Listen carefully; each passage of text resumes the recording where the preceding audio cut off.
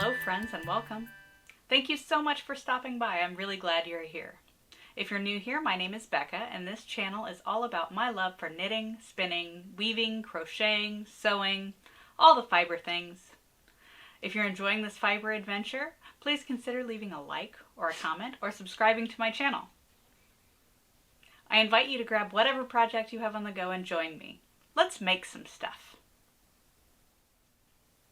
I love sci-fi and fantasy and pretty much anything science related, and I really love when I get to combine my love of knitting or crafting with those things.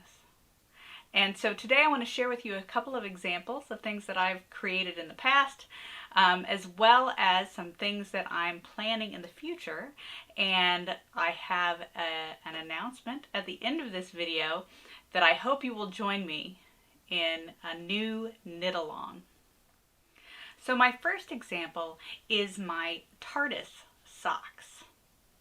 Now these are a pattern that's available on Ravelry, and I will link to that in the description box below. For those of you who are not aware of the British television show, very long running, of Doctor Who, Doctor Who is an alien, a Time Lord who travels around space and time in his spaceship, which is called the Tardis, as you see behind me. It is in the shape of a 1960s era police box from England, which had this iconic blue color. And the sock pattern itself has the side panels, the wooden panels represented with slip stitches, and then stranded white for the windows, and then the words police box around the top. So very cheeky little geeky knitting that I get to wear, and most people don't see them because they're under my pants, but they're just basic blue socks besides that. The next item that I'd like to share with you of my sort of geeky knitting is my cashmere Escher blocks scarf.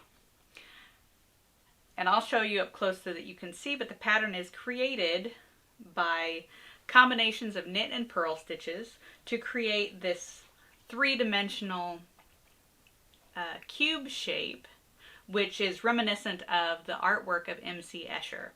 And I really loved the combination of sort of geeky art with the chic of cashmere. Now this, I bought the yarn on a trip to Washington, D.C. many years ago, and I do like to pick up yarn when I'm traveling as a keepsake, and something that sort of in my mind represents the place that I am. And so I picked up this cashmere yarn. It was by far at that point the most expensive yarn I had ever purchased for myself. And I bought 4 balls of it. They were very small. I think they were maybe 30 gram, maybe 50 gram balls. I don't know. I don't remember exactly. But I brought them home and I knitted up one ball in entirety in a slightly different pattern, and decided that I didn't really like it so much. And probably I just wanted to continue knitting with it, so that's what I did. I pulled it all out and started again. But this is my Escher Falling Blocks scarf. Now I also have several pattern books and patterns in my collection that sort of follow the same theme of fantasy or fairy tales or science. And I don't have a lot of the examples of things that I've made because a lot of those were given as gifts. Namely, from this book, Knitted Dinosaurs by Tina Barrett. I've made several of the super cute dinosaur amigurumi stuffed animals from this book and given them as gifts to the young people in my life. It's such a fun book. Again, this is Knitted Dinosaurs, and Tina Barrett is the author. So another pattern book that I have in my collection is Literary Knits by Nikol Lohr. And in this book, a lot of the patterns are, well, all of the patterns are inspired by books from literature and favorite characters that of the author. And it's just another one of those examples from where literature and science fiction and fantasy and science can inspire our knitting. And so one of those books that I have is a very special book called Faerie Knitting. Now this book is by Alice and Lisa Hoffman. And Alice Hoffman is the author of a book that you might know called Practical Magic. And Lisa is a famous knitwear designer in her own right. And the two of them teamed up to write this book, which is a combination of fairy tale short stories written by Alice Hoffman and knitted patterns to accompany those created by Lisa Hoffman. And I'm so glad that I have this book in my collection. And I was really excited to try my hand at one of the patterns in this, which is called the Rose Glovettes. And although you can find a link to the pattern on Ravelry, the pattern itself is not available. I think it's only available in the book. You might be able to purchase it individually on their website, but I highly recommend that you purchase the book if you're interested in this, because the stories that go along with them is just a joy to have the whole experience. And the patterns really run the gamut from the shawl, the lovely shawl that you see on the cover, to the glovettes that I'm going to show you, and even little trinkets that are basically necklaces, really tiny things that accompany the tales and the stories that are included within. So the pattern that I made for the Rose Glovettes is a double knitting pattern, which means that if you aren't familiar with double knitting, it's reversible, because it's stockinette stitch in 2 layers that you knit at the same time, sort of back to back, so the knit stitches are on the outside of both sides. And it's usually done in 2 colors that are contrasting, and then you have a colorwork knit so that one color is on one side the background and the other is the foreground.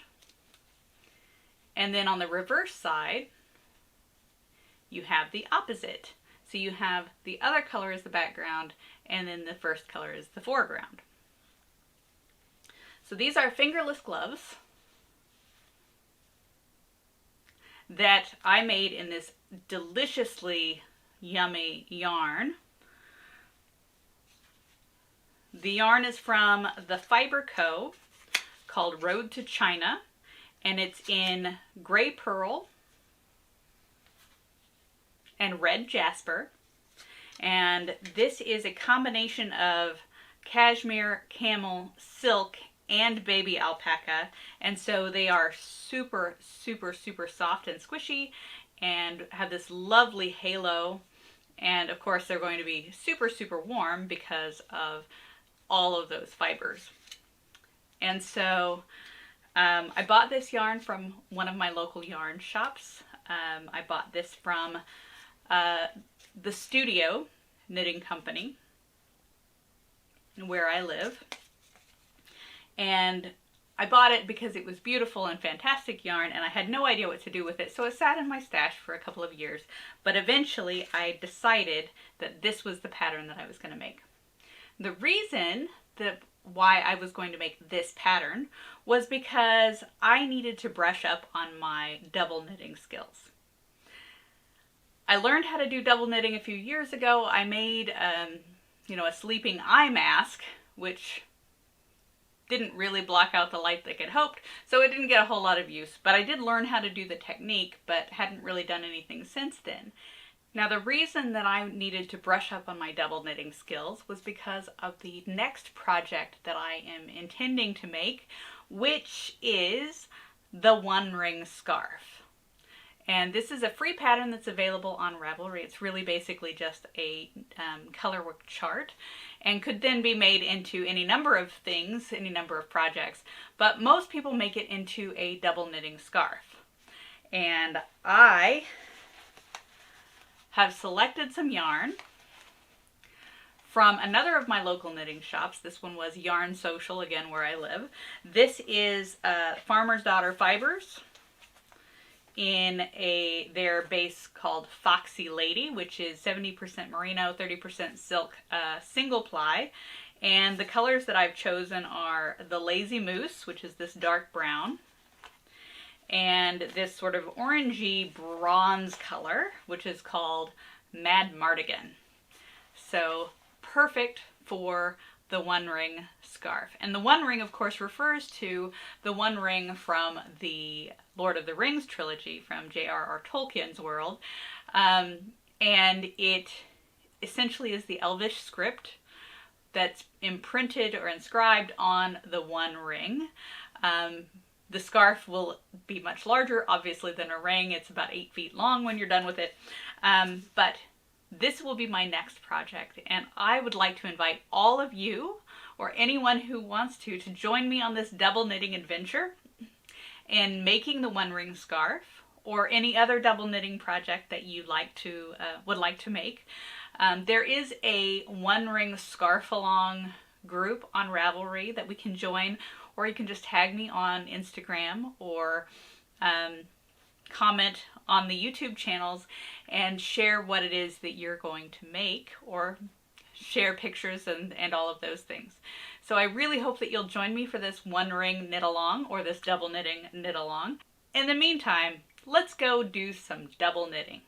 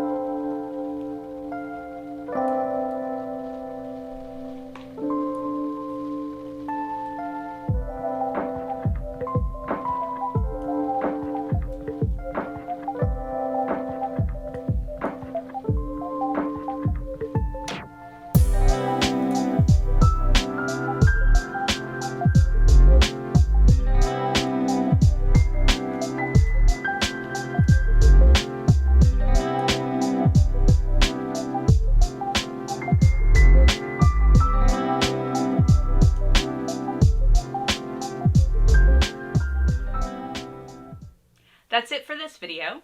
I really hope you'll join our One Ring Knit Along. Thank you so much for spending some of your creative time with me. I hope to see you in the next one. Bye!